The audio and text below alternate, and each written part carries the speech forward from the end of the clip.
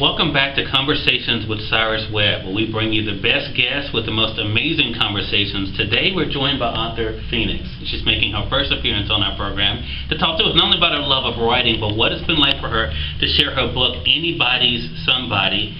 Phoenix, congratulations on the book, and thank you for the conversation with us. Thank you, Cyrus. All right, well, we're going to be talking about Anybody's Somebody here in a moment. I want to first of all talk about the experience. I saw a picture of you on Facebook holding your book. What was it like for you when you first got it in your hands? It was a phenomenal experience, one unlike I've ever known before. I mean, the books came, I was in my pajamas.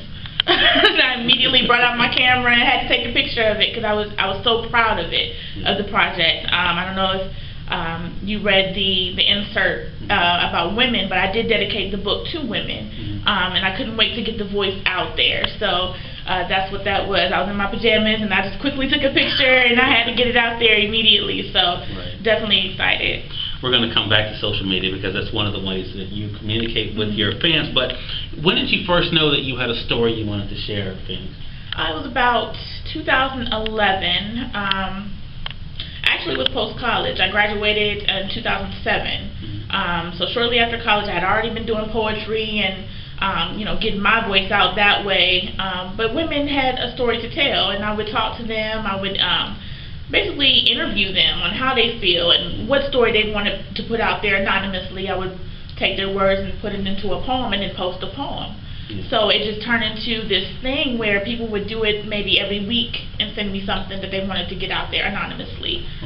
So therefore, Anybody's Somebody was born. I wanted to get their voice in there in a novel form. Gotcha. Well, Anybody's Somebody takes us into the lives of characters that I think people will either be able to see parts of themselves or people that they know. Did you know going into it, Corinne and Mia, two of the characters that we meet, you allow us to kind of take this story in their own voice. Did you know automatically that you wanted it to be a story that was told in first person, that the reader would be forced to kind of be able to say I as they're going through the book? Oh yeah, most definitely. Like I said, I had been talking to women, they would give me their information and wanting to get their voice out there, so ultimately it was a matter of, okay, how can I get this so it makes it seem more personal to them, so that when they read it, it's like, yes, I did that, yes, I was there, yes, I as a woman went through the same thing, and that was the better route, was to go that way. The characters are very complex, and in many ways, Phoenix, they're very flawed. But what's so interesting about that is they, on the outside, they look like they have everything together. Everything together. But really, their personal lives are really a wreck. Oh, yeah. Oh, most definitely. Most definitely. Mia, in the book, she mentions her Dolce & Gabbana and her outfits and her car, etc. But really, she is falling apart. She is falling apart. She's allowed so much to happen and, people to come into her life and disrupt her life in that aspect. So, definitely. Definitely. For those that are just watching this, you're watching Conversations with Cyrus Webb. I'm really excited to be joined by Phoenix. We're talking about her book, Anybody's Somebody. We've talked about what the experience was like for her from when she first got the book in her hands, but now we're kind of getting into some of the characters. There are also some themes in the book as well. One of them, I think, is about the importance of your self-worth. Definitely. But you also touch on some sensitive things that have been in the news. Abortion is one of the issues that comes up, and that choice and what goes into that choice. Did you know that you were going to be touching on such sensitive topics in this book? I wanted to touch on everything that a woman in this day and age is going through. So that does include abortion, sad to say, but it does. What is your choice? What would you do in this type of situation? Are you ready to have a child?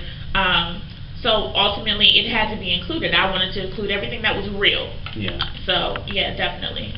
Well, there's sex in here, too. Oh, yeah. I guess that's a lot real. Of that. A lot of that. But you know what I thought was I would say that with the sex, I think, and you can speak more on this, but I think one of the things that comes from the sex in the book, it's really more than just the sex. It really is about the connection. Exactly. But do you think that that's part of what's wrong with these women? Is that their connection it's physical, it's intimate, and when they get together with these guys, especially a guy like Donovan, it kind of clouds their judgment of everything else. Definitely.